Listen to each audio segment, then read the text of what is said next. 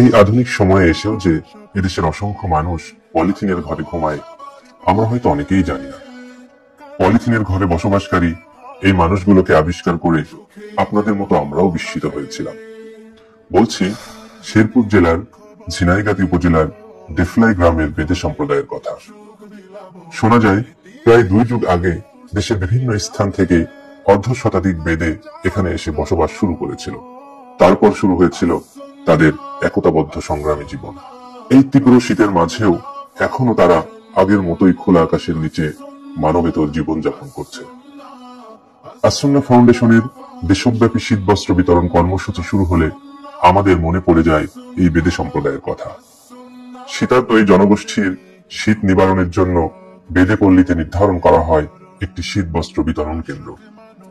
210 বেদে পরিবারের মাঝে বিতরণ করা হয় শীত বস্ত্রের প্যাকেজ। প্রত্যেক প্যাকেজে ছিল একটি কম্বল, একটি শাল ও একটি শীতের টুপি।